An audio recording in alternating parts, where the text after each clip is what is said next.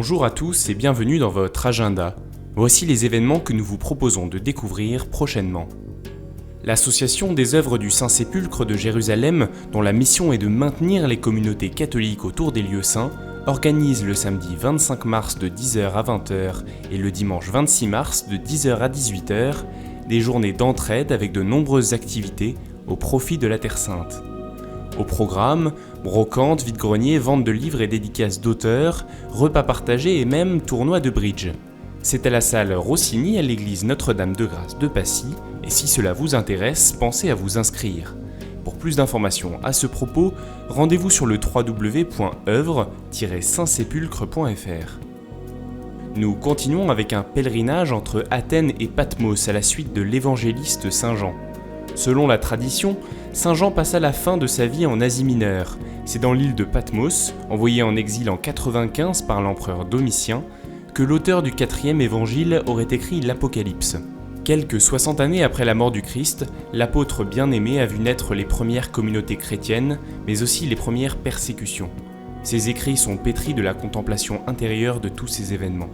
Prières, enseignements, méditation et visite des lieux pour entrer dans l'intimité des écrits de Saint Jean. Du 27 avril au 3 mai ou du 23 mai au 29 mai, deux occasions de vivre ces moments de découverte culturelle et d'approfondissement des racines de la foi. Plus de renseignements ou inscriptions sur le www.ictusvoyage.com.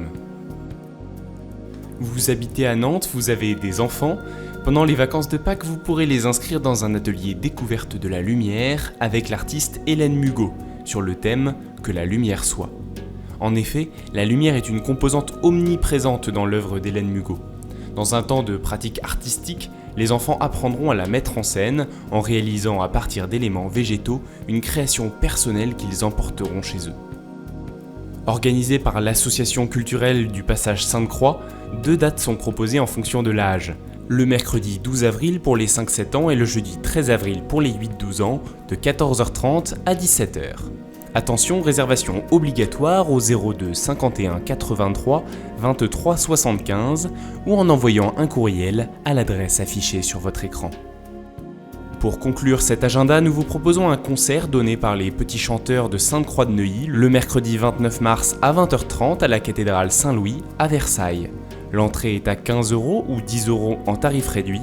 Ce projet s'inscrit dans le cadre de la campagne nationale Espoir Irak de l'enseignement catholique, en partenariat avec l'Appel, et qui a pour objectif de soutenir les chrétiens irakiens réfugiés à Erbil au Kurdistan.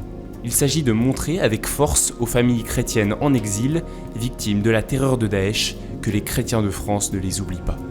Les jeunes chanteurs interpréteront Stabat Mater de Pergolèse et Gloria de Vivaldi.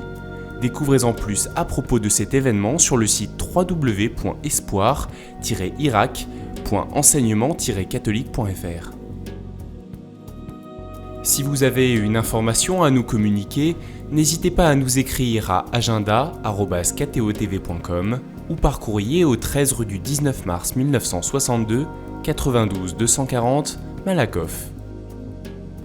Et on se quitte en musique avec le titre instrumental Very Last Round, extrait de l'album This Way Please de Laurent Marode, et toute l'équipe de KTO se joint à moi pour vous souhaiter une très bonne semaine.